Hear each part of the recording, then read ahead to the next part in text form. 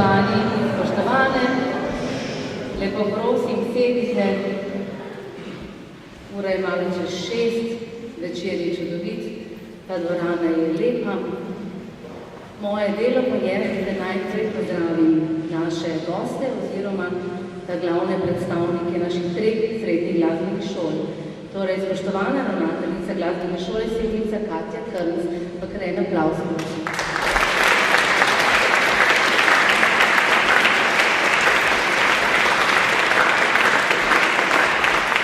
Spoštovani ravnatelj glasbene šole Krško Mitja Režman, dobrodošli.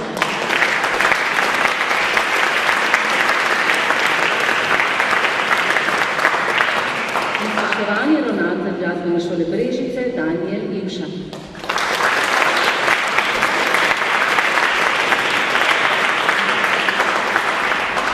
Spoštovani profesori in profesorice glavnih glasbenih šol, vsi nastopajoči in seveda spoštovani vsi, ki podpirate mlade glasbenike in glasbenice in ste se odločili, da je to popoldne točno ta prostor tisti pravi za vas. Zagotovo ste že slišali, da je Evropska komisija leto 2018 razglasila za Evropsko leto kulturne dediščine. To nas zavezuje, da smo še bolj povezani in da še bolj skrbimo za našo skupnost. S tem našim 3. januarskim srečanjem dokazujemo, da dobro razumemo načela Evropskega leta kulturne dediščine in smo zavezani, da vzbujamo zanimanje ter odnos do dediščine, predvsem pri otrocih in mladini. Hvala prav vsem, da ste posvojili to naše januarsko sodelovanje in da našo koncertno sezono v tej izjemni baročni dvorani, ki jo je leta 1703 ustvaril Karel Frančišek Krem, takrat še kot mladeni star 28 let, začenjamo torej z glasbenimi šolami in prav danes.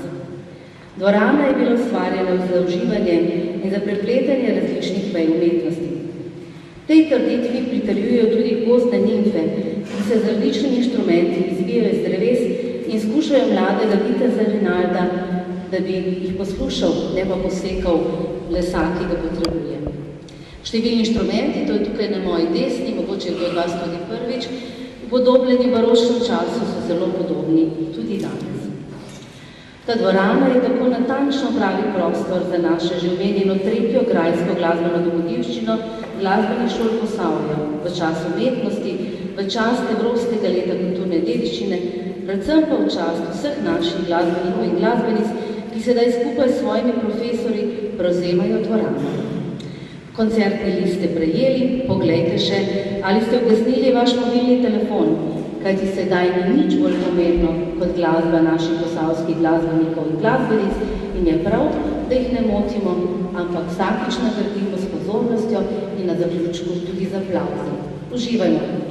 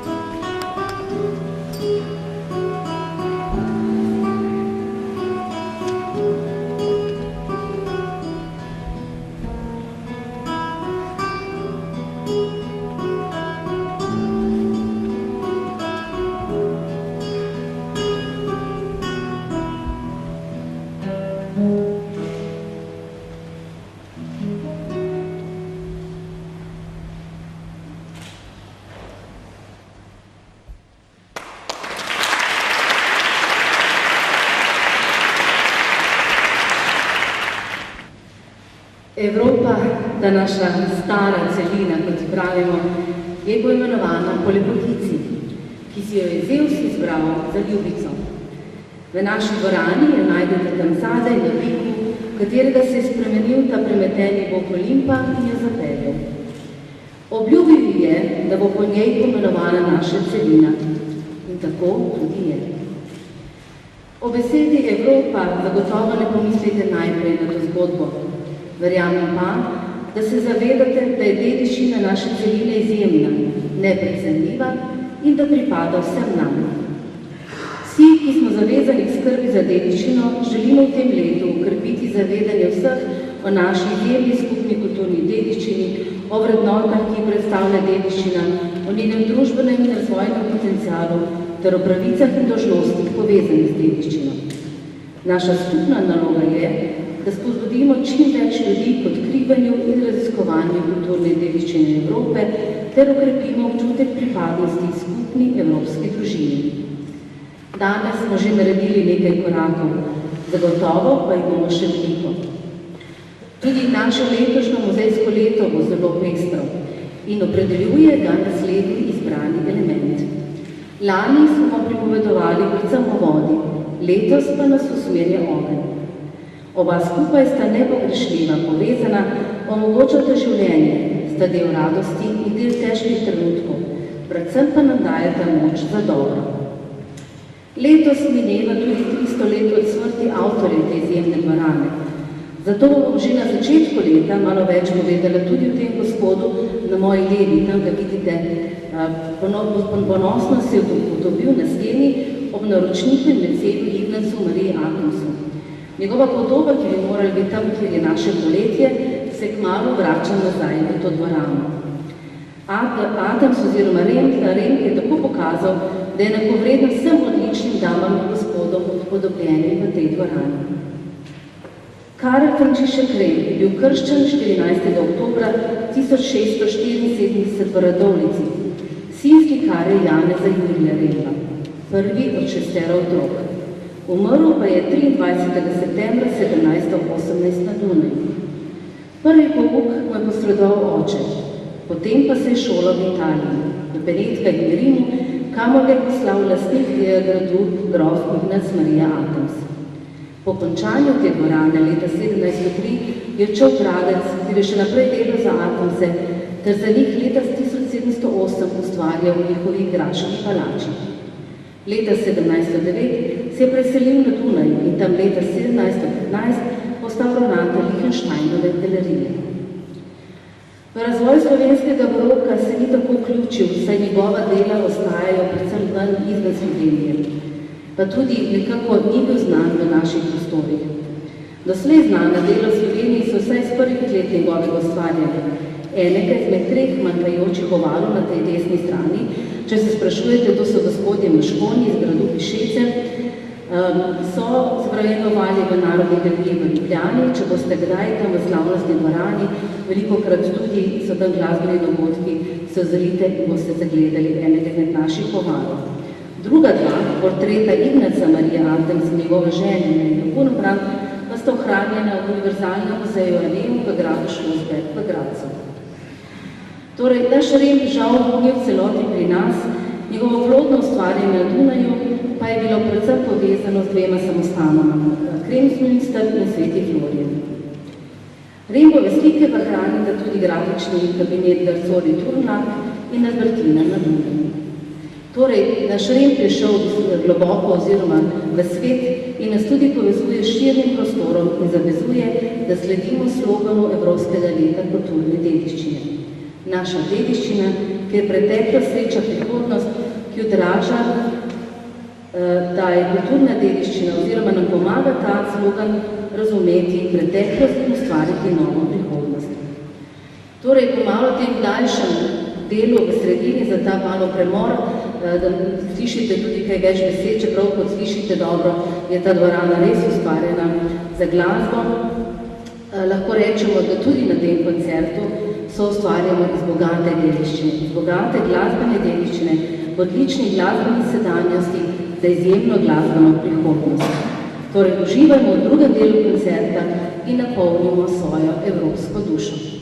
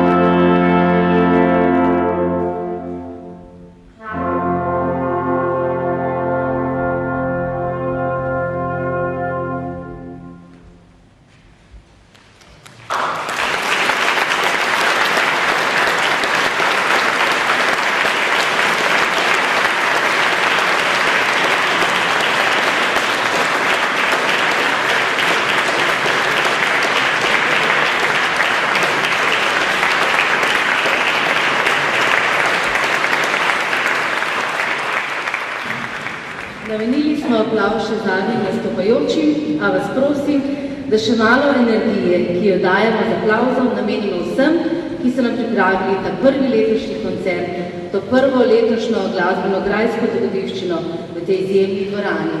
Torej vabijo vse, več kot 30 nastopajočih, več kot 20 profesorjev, mentorjev, prosim, danes kar hitro nazaj na oder, mi pa je pa bomo spremljali za to.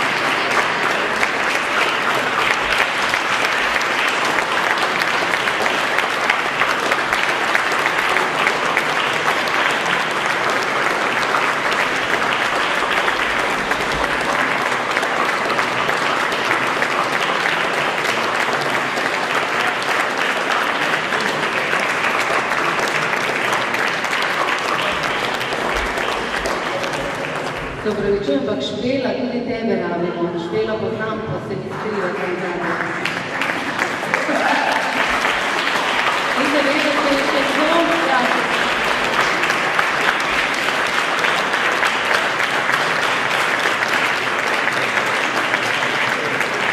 Hvala, res, pravite, velika hvala. Poglejte, kako lep prizor je končno pri naših stopnicah. Prejšnje 2 leti smo nekako težko se potem na koncu spravili k fotografiranju, zato nam dovolite to, da boste še malo potrpežljivi. V našem malem auditoriju vas čakajo naši piškoti, prašički, tudi kozarček vina, tako da bo tudi večer se lepo nadaljeval.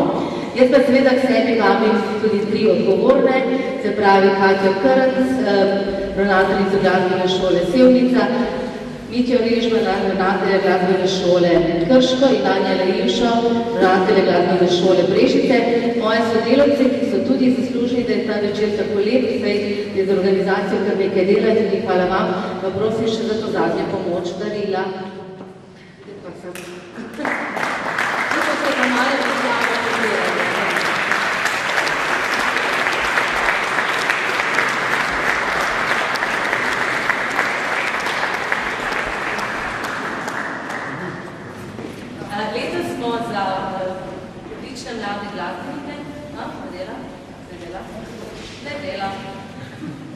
Odlične mlade glasbenike pripravili tiste nahrbtničke vrečke gradovi Posavja.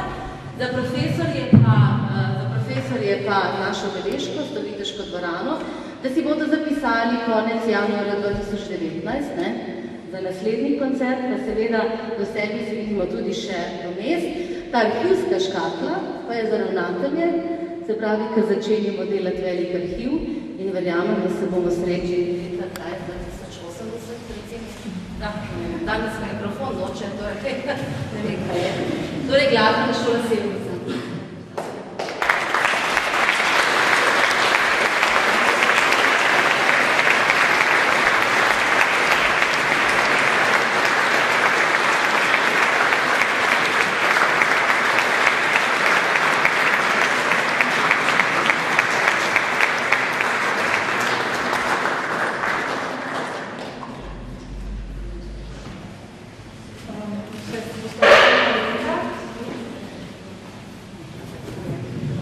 Spoštovana Alenka, najlepša hvala za to res enkratno priložnost in sicer, da lahko naši mladi posavski glasbeniki muzicirajo, nastopijo v tem izvirnem prostoru.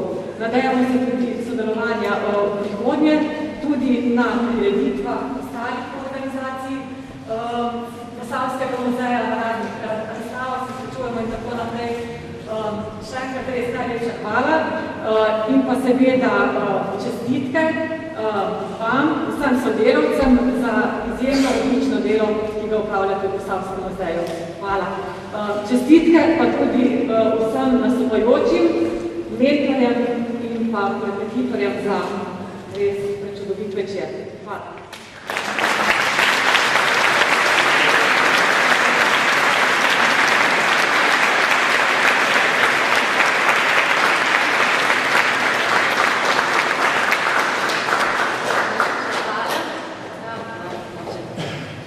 Hvala. Nič hudega, imam dober glas. Najlepša hvala. Verjamem, da ste napolnili svojo evropsko dušo. Vabim vas, kot rečeno, na kozarček. Mi pa bomo se še malo fotografirali, potem pa tudi se pogostili v poročni sobi. Torej, starši ne hiteti domov, stari starši ne hiteti domov, nazdravite še v malem auditoriju. Vidimo se še velikokrat, tako v februarju, kot celo leto in seveda v tej obliki pa zagotovo leta 2019 še naprej.